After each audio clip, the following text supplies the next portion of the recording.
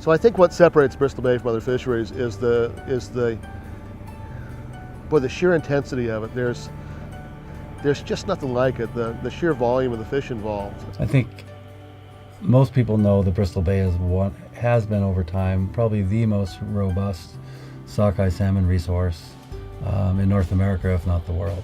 Sockeyes are pretty habitat sensitive, and there's nothing like the ground around here, that the water and the lakes and all the watersheds produce a volume of sockeye that's unprecedented anywhere else in the world.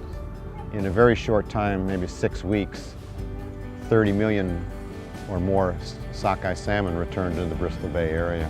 So it's a very intense fishery, very competitive.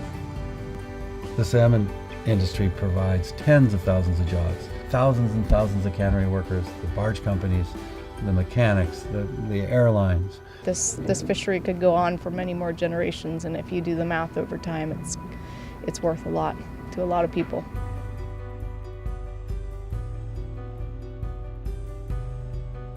The fishing industry is working on a renewable resource that we've been harvesting for generations and generations of people and many more generations of salmon. We're in about 130 years of history here.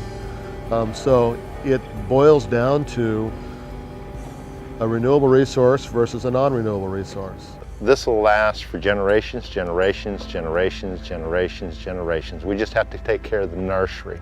But if you don't have the nursery anymore, it doesn't matter what you do about all the rest. The whole thing will collapse and all these jobs will be gone. I would like to see this fishery continue for many generations to come. Already 5 generations of my family have participated in this fishery since it was established commercially. This product isn't just a regional, local product. This is a high protein, clean, natural product that is all over the world. And there is no open mine of that size and scale of any kind that is not impacted to where it is. And this will cause the market to drop. The value of all these industries that are already here that are clean and renewable to plummet down to almost unworkable standards. And it'll basically just collapse within itself. Mining needs to be confined to very specific locations where its impact is minimal, right? So like in the center of Australia or in outer Mongolia, where they're doing a lot of exploitation, those aren't ridiculously pristine natural watersheds that already support a whole bunch of jobs that are renewable. Hey, and let's face it, we all use metal. Look, most of these boats are made of metal. They're made of aluminum, you know. I got copper in my alloys in the boat. But, you know, when you extract a mineral resource, you extract it once and you're done. This resource comes back every year, and it has for many thousands of years. These boats all represent a pretty substantial investment for all of us, for our businesses. So it's a big deal. I mean, if this fishery got impacted to the point that it wasn't really economically viable for us to come anymore, these boats are pretty specialized for this fishery. We'd lose our businesses, really. The value of our businesses could go down to something that, you know, not worth having anymore.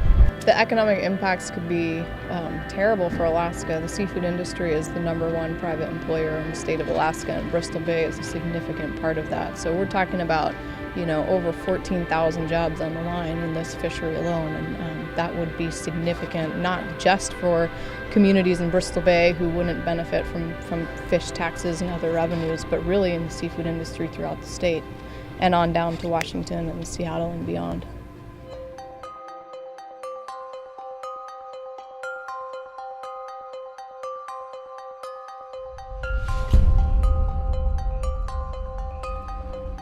It's funny, it's a trade-off, and it's not a worthwhile trade-off. You know, they did this on the Columbia River, and it was very similar to this. When they put the dams in the Columbia, all the biologists said, you're going to wipe out the fish, but it was all the same arguments. Jobs, it'll bring jobs, but cheap power and all of that, but everybody wanted to believe that like fish ladders and all this would save that. Well, the Columbia River is a disaster now, and so we just traded. We made a choice to trade salmon for cheap power, and now they're spending hundreds and hundreds of millions of dollars trying to bring those fish back, and they're never going to come back.